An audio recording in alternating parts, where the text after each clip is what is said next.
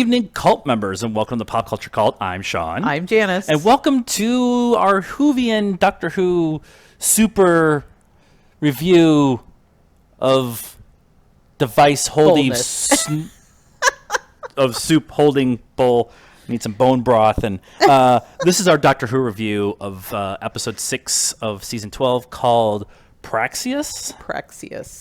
It actually played during the super thing of football of American footballness, Sunday. We watched the episode to get away from the game and missed the halftime show. Apparently was pretty good and stuff. I'm pretty sure that social media will show it to us again. I may have during commercial breaks was going in and watching some of Shakira and J-Lo making Republicans' heads blow off.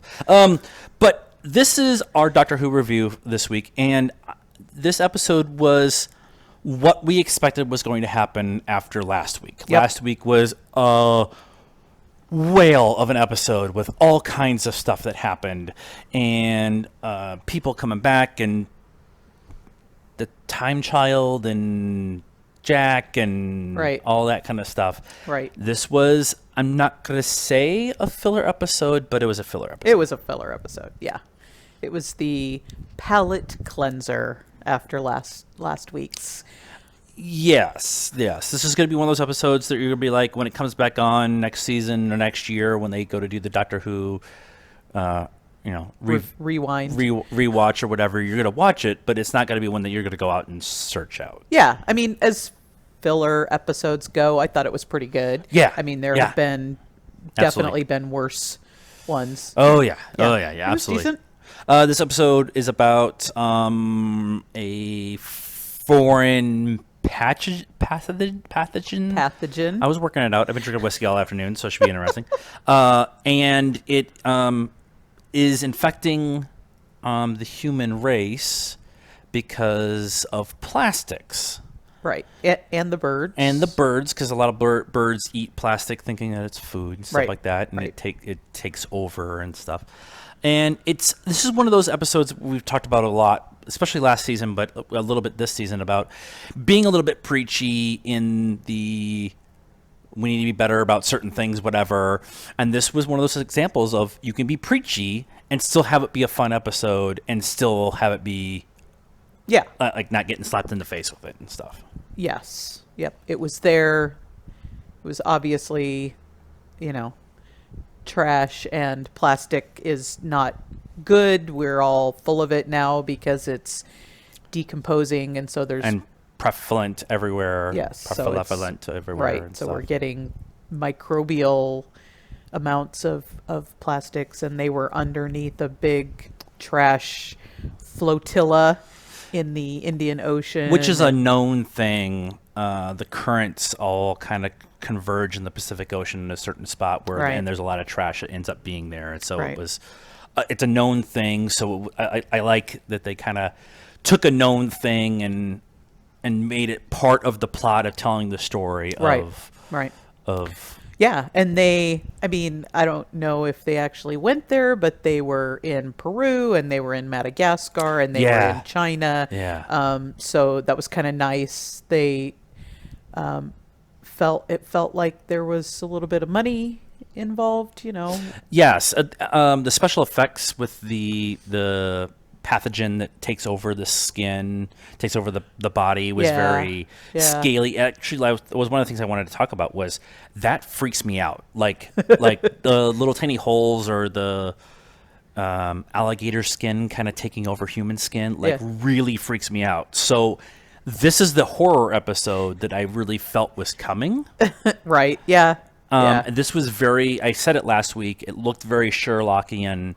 It was a very Hitchcockian. It was a very Hitchcockian kind of episode. Because of the birds. The birds and just the creeping death kind of coming at you unseen, and then a lot of that. And then they exploded. And then they exploded, yeah. But I was thoroughly creeped out when that stuff was growing on the skin, and I'm going to have nightmares about it later. Probably. I'm not even like really upset about it.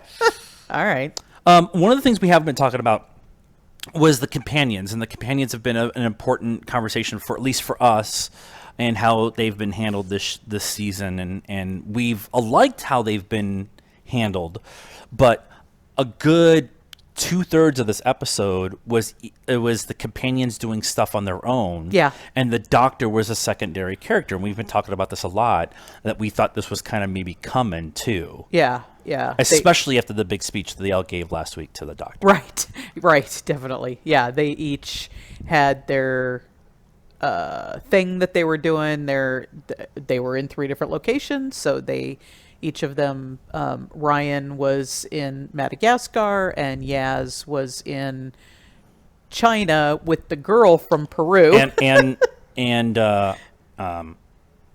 Graham and Yaz were together, which hasn't happened a whole lot. Yeah, yeah. Which was but nice. Then Yaz and the girl from Peru teleport. Spoilers. Yeah. We're not giving away. This is one of those episodes where we're gonna spoil the context of the stuff. Like this was like we said, this was just a filler episode. Yeah. And so I'm not upset about talking about they saved the day. Imagine that. It's Doctor Who. Of course they figured it out. Of course the doctor figured it out. Right. But the idea of the companions actually having an episode where the doctor really leaned into letting them all go on their own or handle their part of the mission to try to figure out what's going on. Yeah. That was nice because we really haven't had that yet. Yeah. And then it felt like she had a couple more crazy moments, right? That was a bit of a complaint that a lot of people had from last season, was that she was just super off the rails. Yeah. And like the thing with the cat, I was trying to think about it, but I got distracted by my cat or something. Yeah, and then there was the one where she was like, "Oh, I had half of a thought, and that one fizzles." You're like, what?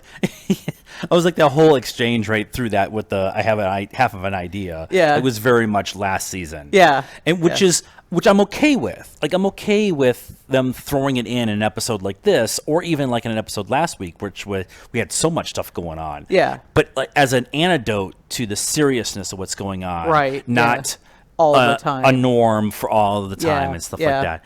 And so that kind of like that's why I really like this episode a lot more than I think I probably normally would have, is because they were being serious about trying to solve this problem. Right. And then throwing the antidotes. And like even Graham had a couple of really good lines again. Yeah. He's had all the good lines this year. Yeah. And Ryan like kind of making a point of like dissecting the bird. Right. And he's like, it's not gonna be pretty, and she's like, I don't care. So, and that's a penalty, by the way. We're watching that game of superness from Miami in the background. So I think that this, I don't think there was anything in here as a wink and a nod to the overall story of something's coming for the doctor. I can't think of anything that came off the top of my head that was obvious. No. And that's historically Doctor Who, right? You get 1 or 2 big episodes that really have a lot of stuff that has to do with whatever the story is for the season. And then you take an episode off. Yeah. And then you go back. So now we only have 4 episodes left. Yeah. And one is a 2-parter. The 2-part finale. Right. So we need to get back to there's a lot of stuff going on. We got the Master's back, we got another doctor, Jack's back. You got the Time Child, I think is what they're calling it, or the Child of Time, or whatever. That kind of keeps being hinted about and stuff. Yeah, there's some stuff. Chibnall has said Jack will not be back this season. Now, that could just be a ploy. That they are doing whatever. And John did say that, but he's probably not allowed to say. But he was saying Right. You know, if you want to see me again, let them know and stuff. Yeah.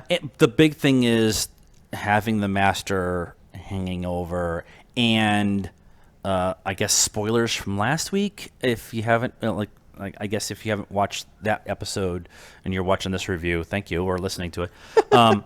But Ruth, the new doctor, Right. We have that whole thing that's actually Right. hanging over, and Chibnall has made a point of saying she is a doctor. Right. She is the doctor, and so they have to explain that. And we have 4 episodes left, and I think we'll probably get at least one more filler-ish episode. Yeah. Not like super filler like this one was, but like a non-consequential episode with something like kind of hidden in it. Or Yeah. I mean, we might actually get 2 more, and then the season finale, the 2-parter, they might go back to, you know, is Gallifrey really gone? What about the master? Oh, I forgot about Gallifrey stuff. Yeah. So, That's on fire. I actually used that as a meme the other day, and so Yes, you did. Yes, I did. Gallifrey's on fire. Of course it is. It's Again. 2020.